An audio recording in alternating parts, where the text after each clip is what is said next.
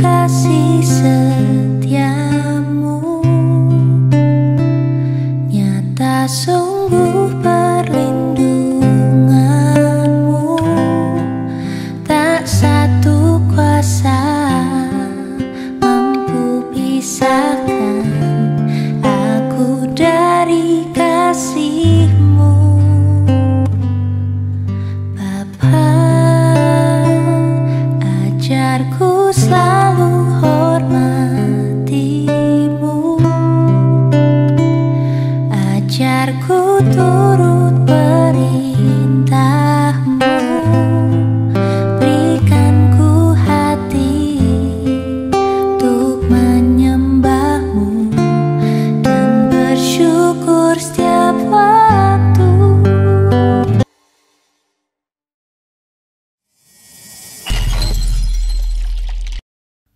Shalom NDC Batam, mari dengan penuh ucapan syukur dan sukacita kita memuji Tuhan. Terpujilah nama Yesus Kristus, Raja di atas segala raja.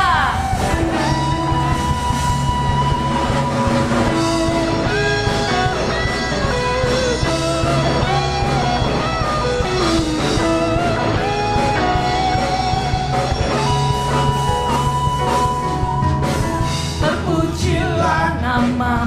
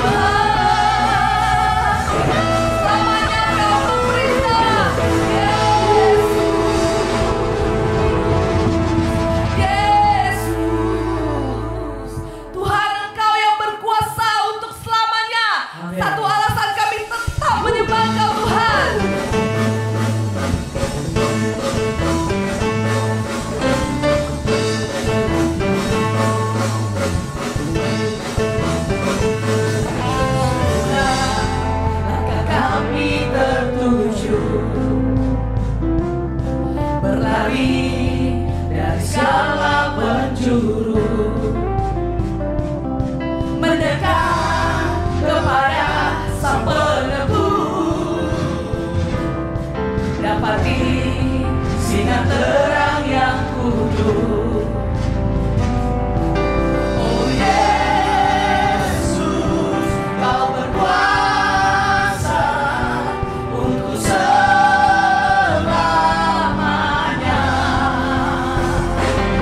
Kami agungkan nama-Mu, pembebas segala belenggu.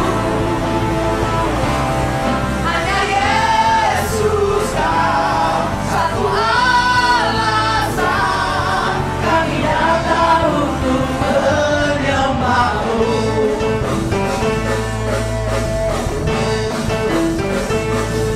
Segala ikatan telah terbuka, dan setiap dosa telah Kau hancurkan. Karena hanya Kau sang penebus,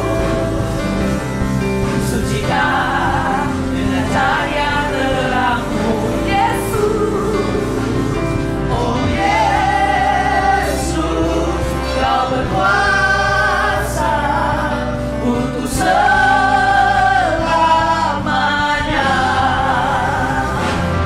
Kami agungkan nama-Mu, pembebas segala belenggu. Hanya Yesus Kau satu alasan kami datang untuk menyembah-Mu. Hanya Kau Yesus alasan kami menyembah.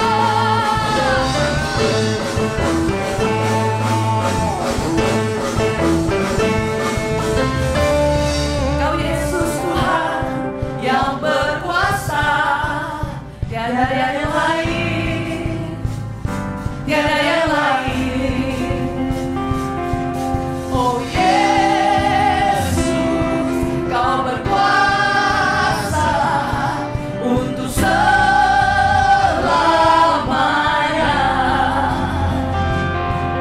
Oh Yesus, Kau berkuasa untuk selamanya.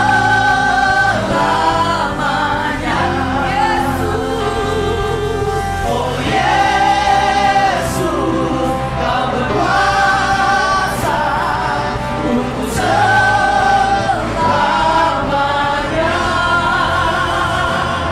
Kami agungkan nama-Mu, pembebas segala belenggu. Hanya Yesus Kau satu alasan kami datang untuk menyembah-Mu. Haleluya.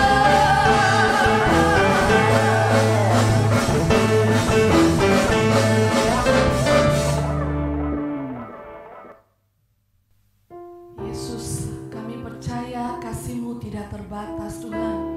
Kasih setia-Mu ada bagi kami semua tanpa terkecuali Tuhan. Kami mau memuji, menyembah Engkau Yesus, nama di atas segala nama. Terima kasih Kau Bapa yang setia, Kau Bapa yang mulia bagi kami semua Tuhan.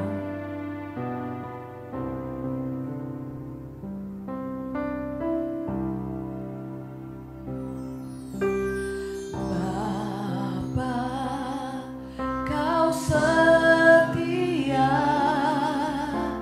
Bapa, Kau mulia. Tenanglah jiwa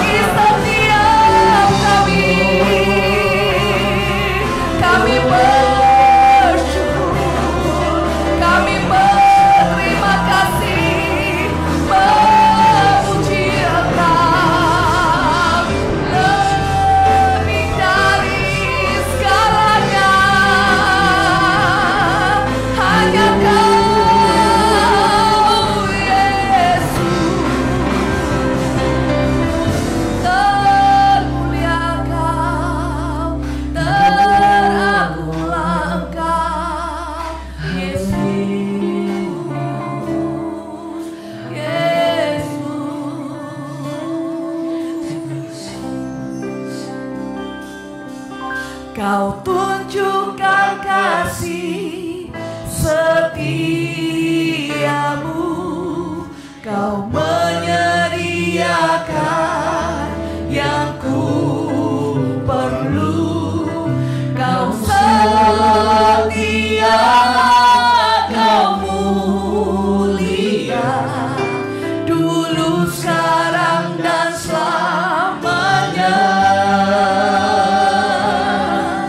Kau tunjukkan kasih setiamu, Kau menyediakan yang ku perlu. Kau setia, Kau mulia, Bapa, Kau setia.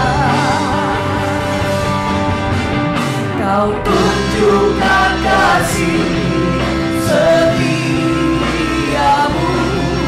Kau menyediakan yang ku perlu.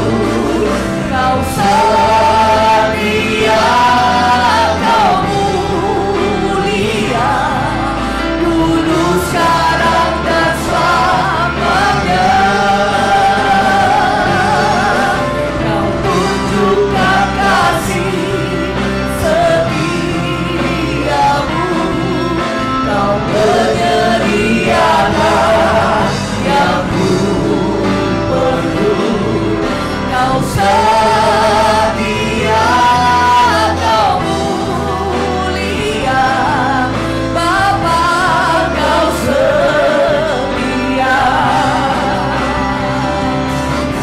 Kau setia dan mulia, Kau setia dan mulia, Kau setia dan mulia, Bapa, Kau setia.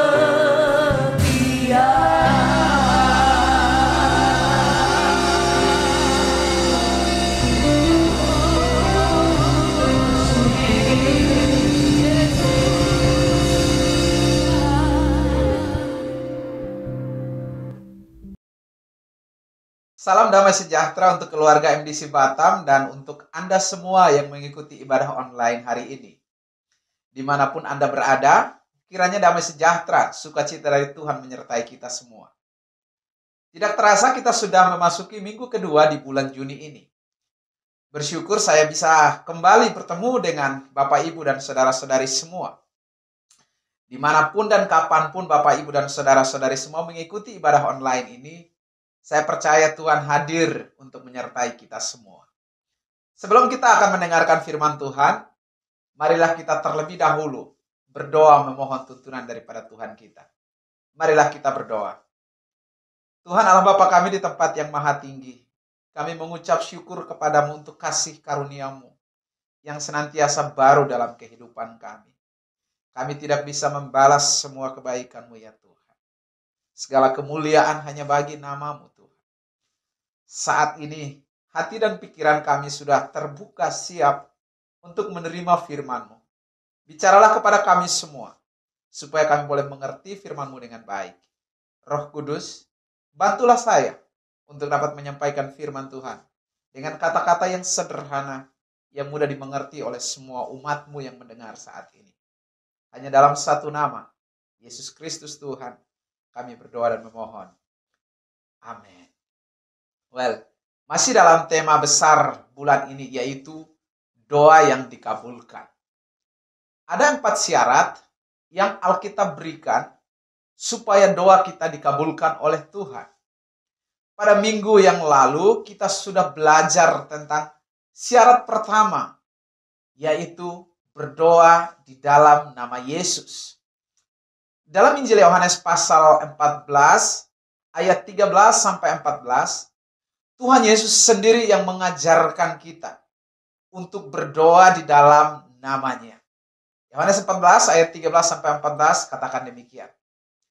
Dan apa juga yang kamu minta dalam namaku, aku akan melakukannya, supaya Bapa dipermuliakan di dalam Anak. Ayat 14 katakan, jika kamu minta sesuatu kepadaku dalam namaku, aku akan melakukannya. Yesus berkata bahwa apa yang kita minta dalam namanya, dia akan melakukannya.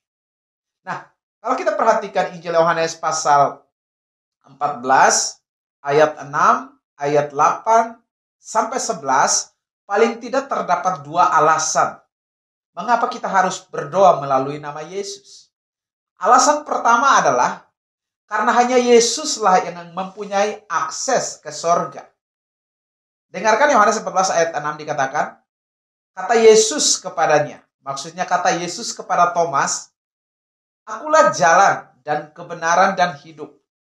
Tidak ada seorang pun yang datang kepada Bapa kalau tidak melalui aku. Di sini kita lihat bahwa Yesus adalah jalan. Karena Yesus adalah jalan ke sorga, itulah sebabnya untuk mendapatkan apa yang ada di dalam sorga, kita harus melalui Yesus.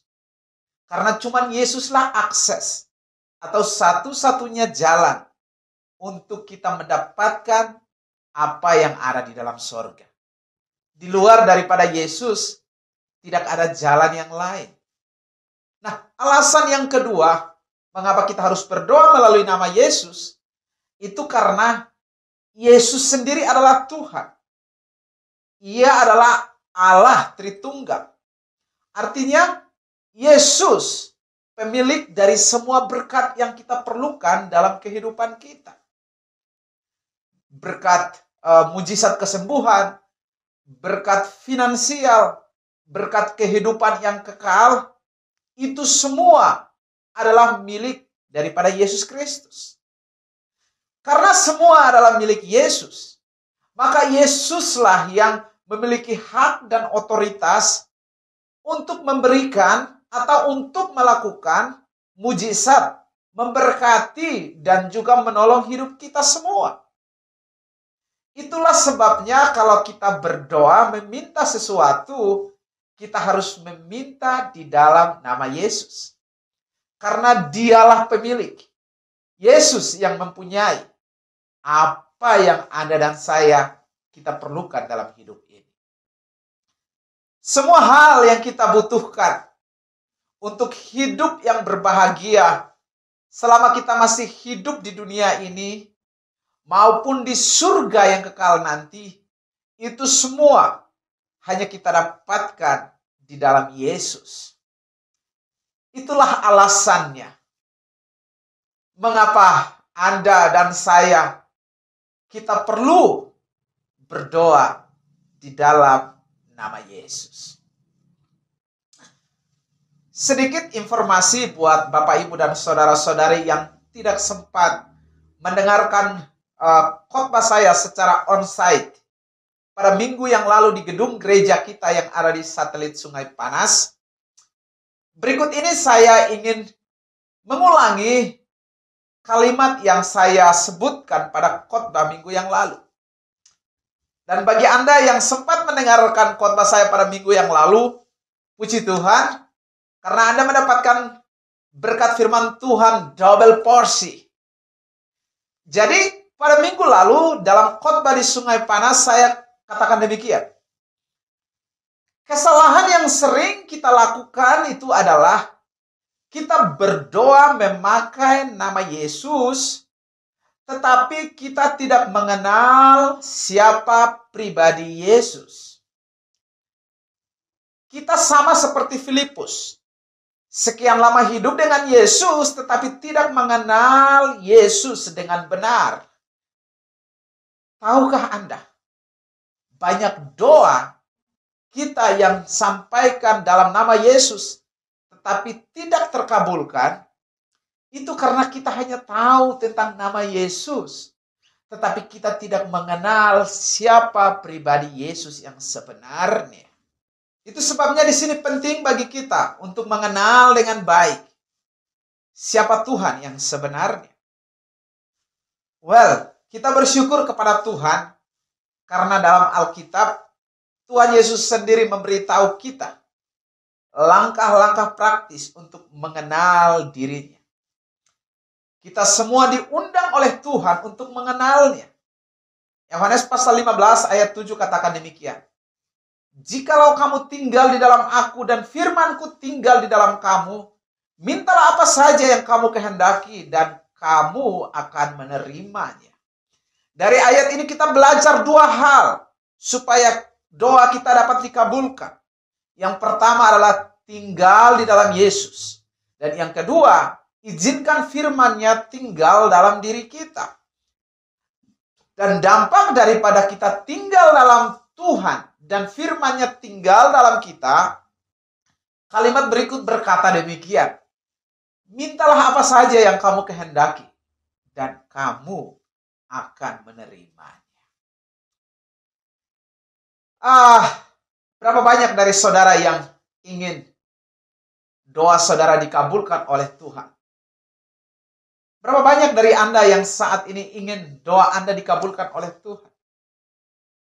Kalau selama ini Anda sudah berdoa dan merasa doa Anda belum dikabulkan oleh Tuhan, izinkan saya sebagai hamba Tuhan untuk memberitahu Anda. Inilah syarat yang Yesus tawarkan agar doa kita dikabulkan, yaitu tinggal di dalam Dia, tinggal di dalam Yesus. Dan yang kedua, izinkanlah firman Tuhan, firman-Nya tinggal di dalam Anda. Percayalah, maka doa Anda akan dikabulkan oleh Tuhan Yesus. Hari ini saya akan gunakan sekitar 15 menit ke depan untuk membagikan kepada kita semua tentang pentingnya sikap hati yang benar di dalam berdoa. Bagi saudara yang suka mencatat khotbah, inilah tema khotbah saya hari ini, yaitu pentingnya sikap hati yang benar di dalam berdoa. Nah, sangatlah penting sekali memiliki sikap hati yang benar di dalam berdoa.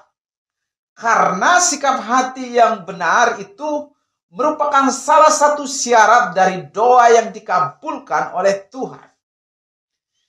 Yang Tuhan lihat pada saat kita berdoa bukanlah caranya kita melakukannya. Bukan cara kita melakukan doa, apakah kita berdiri atau duduk.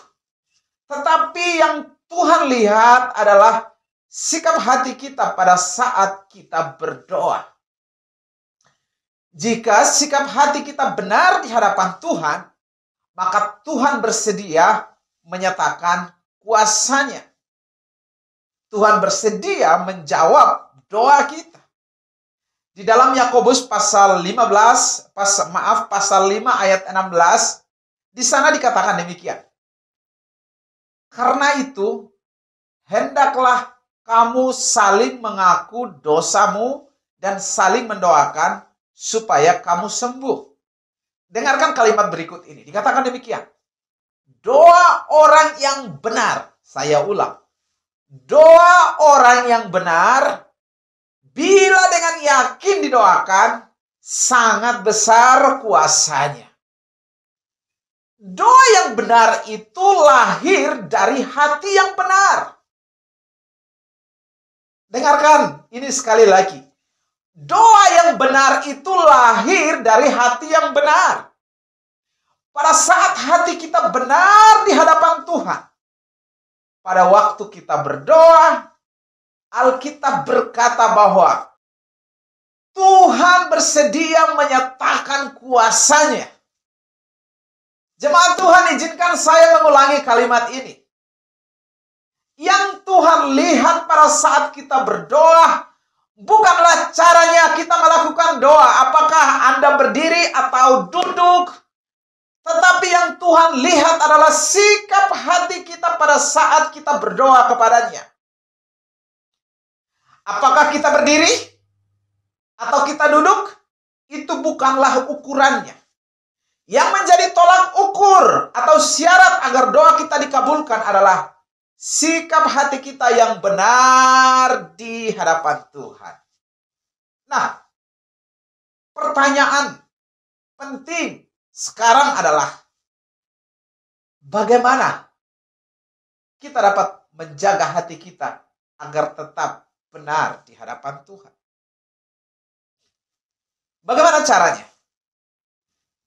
Bapak, Ibu, dan saudara-saudari sekalian, kita dapat menjaga hati kita agar tetap benar dengan yang pertama adalah menjaga pikiran kita. Yang kedua adalah kita harus menjaga kehendak kita.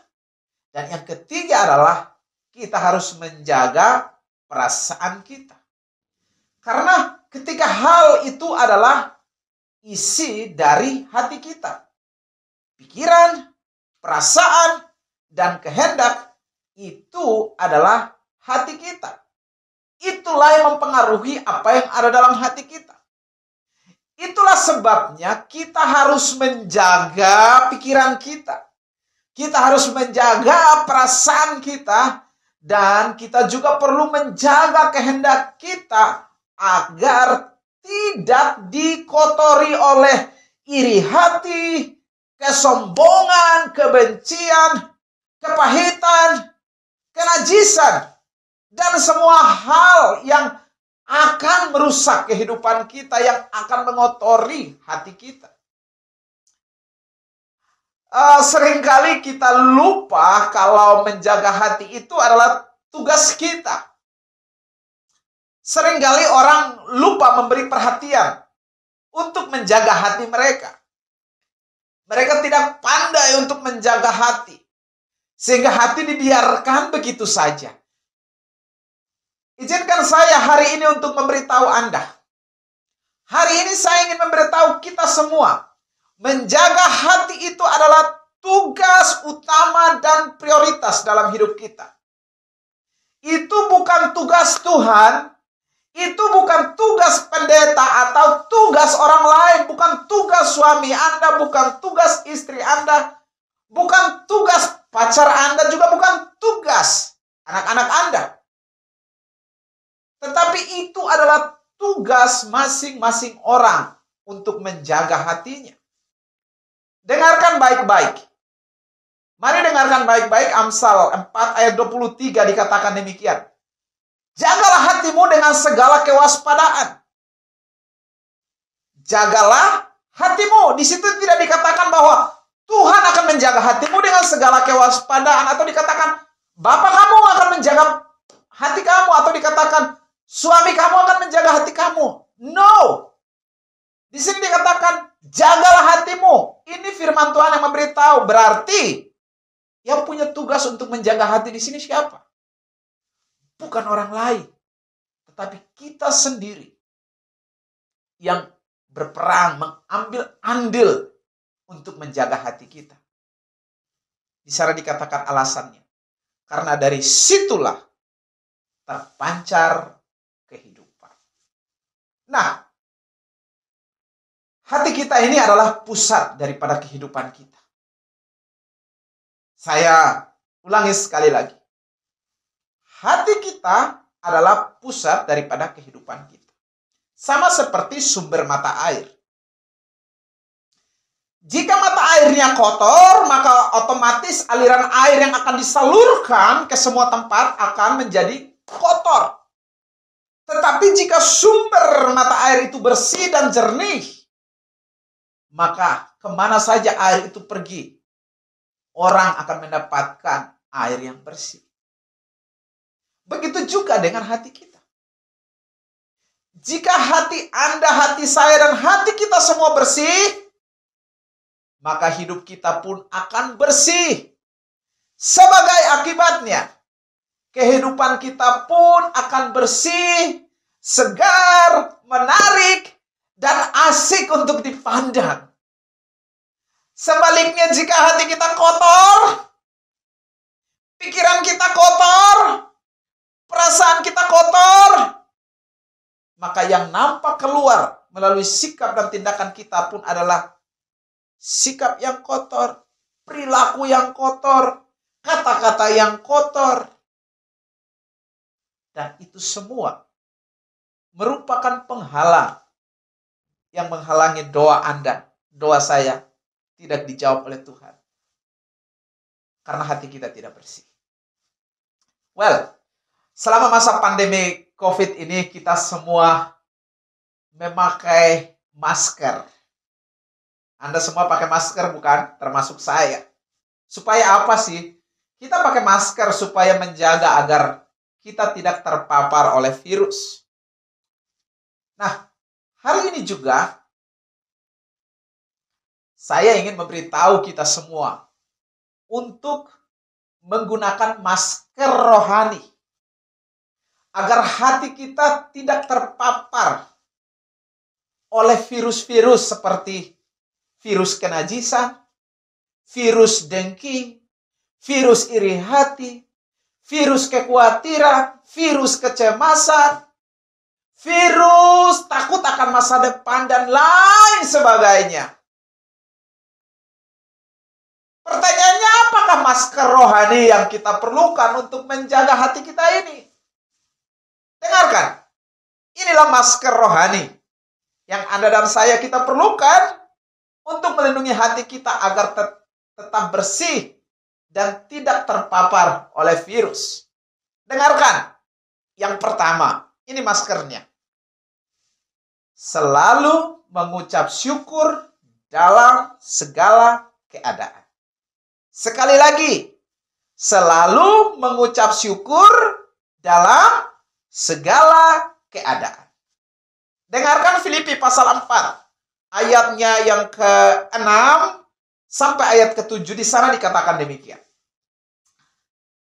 Janganlah hendaknya kamu khawatir tentang apapun juga, tetapi nyatakanlah dalam segala hal keinginanmu kepada Allah dalam doa dan permohonan dengan ucapan syukur.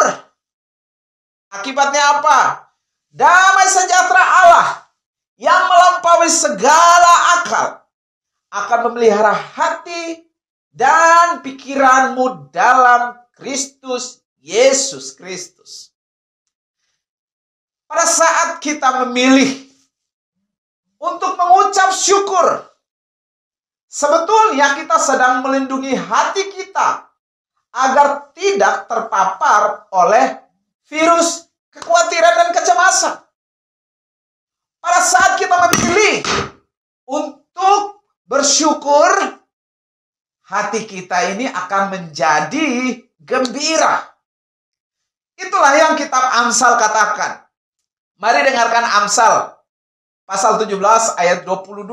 Dikatakan demikian, hati yang gembira adalah obat yang manjur, tetapi semangat yang patah mengeringkan tulang.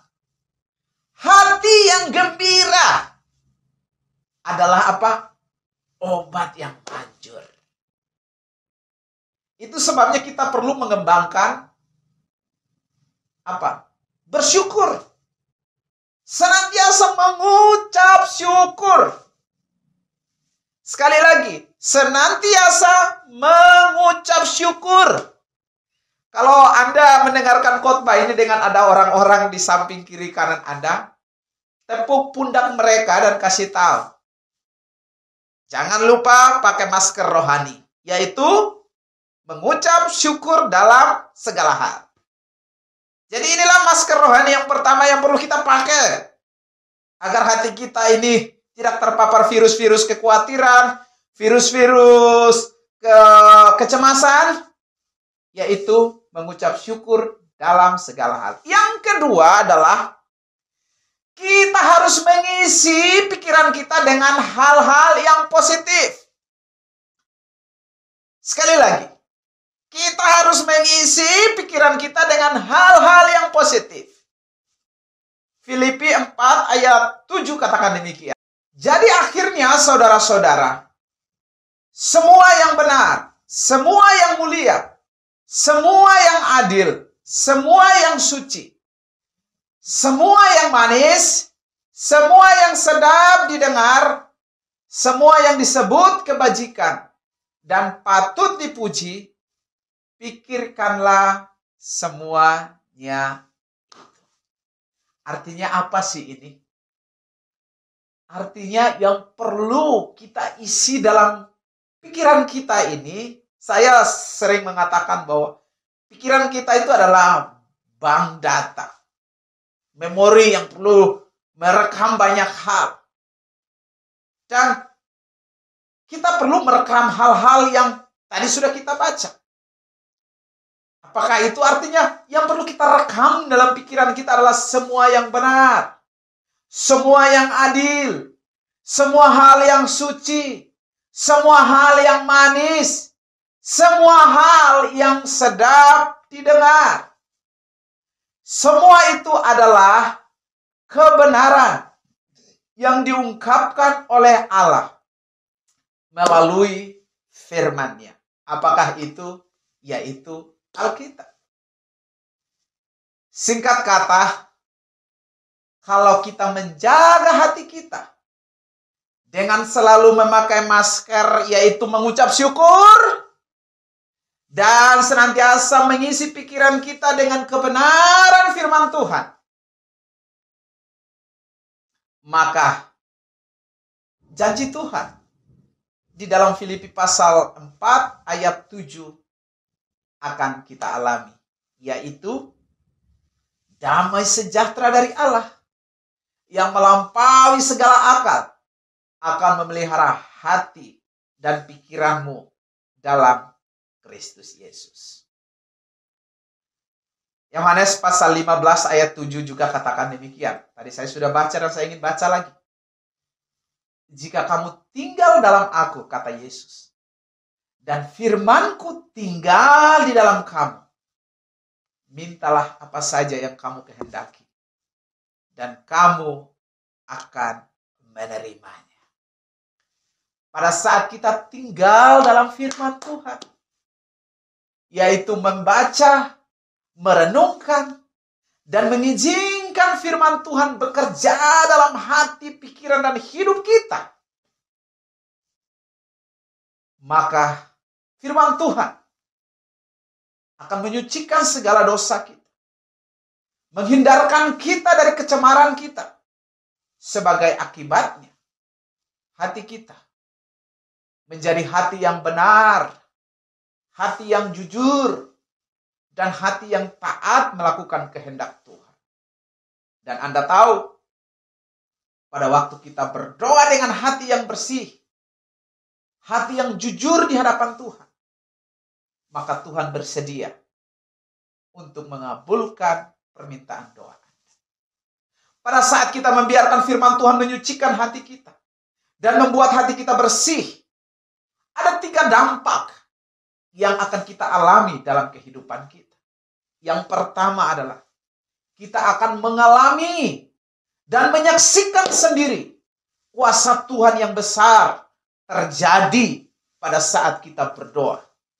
Yakobus pasal 5 ayat 16 yang sudah kita baca tadi. Alkitab mengatakan bahwa doa orang benar sangat besar kuasanya. Tadi di awal saya sudah katakan bahwa doa orang yang benar itu berasal daripada hati yang benar. Dan pada saat doa itu berasal daripada hati yang benar, Tuhan bersedia untuk menyatakan kuasanya terhadap doa. Nah, pada saat kita izinkan firman Tuhan tinggal dalam diri kita, hati kita akan dibenarkan. Akibatnya, pada saat kita berdoa, Tuhan bekerja untuk menyatakan kuasanya. Berikan kemuliaan bagi Tuhan jika Anda percaya. Yang kedua, kita akan mendapatkan perkenanan Tuhan. Tuhan berkenan untuk menjawab doa kita. Pada saat hati kita bersih di hadapan Tuhan. Pada saat kita izinkan firman Tuhan untuk mengubahkan kehidupan kita menjadi kehidupan yang jujur, hati yang jujur di hadapan Tuhan, kita akan mendapatkan perkenanan Tuhan. Itulah yang dikatakan dalam Amsal pasal 15 ayat 8. Dikatakan demikian. Tuhan berkenan kepada doa orang jujur. Orang yang hatinya bersih, kehidupannya akan menjadi kehidupan yang jujur. Dia tidak mengambil yang bukan haknya dia. Dia tahu mempergunakan haknya dengan baik. Dia tidak menipu orang. Dia akan berkata iya terhadap iya, tidak terhadap tidak. Karena hatinya jujur dan benar. Karena firman Tuhan ada di dalam hati. Dan pada saat hati kita jujur di hadapan Tuhan, Tuhan bersedia berkenan akan doa-doa kita. Mazmur pasal 66 ayat 18 katakan demikian. Seandainya ada niat jahat dalam hatiku, tentulah Tuhan tidak mau mendengar. Artinya apa sih? Artinya Tuhan bersedia mendengarkan doa yang kita sampaikan dengan kejujuran di hadapan. Tuhan kita itu adalah pribadi yang jujur. Dia tidak pernah menipu manusia. Sekali lagi dengarkan. Tuhan kita adalah pribadi yang jujur dan dia tidak pernah menipu manusia. Tuhan tidak pernah berdusta terhadap siapapun. Sampai kapanpun dia setia kepada janjinya dan dia adalah pribadi yang jujur.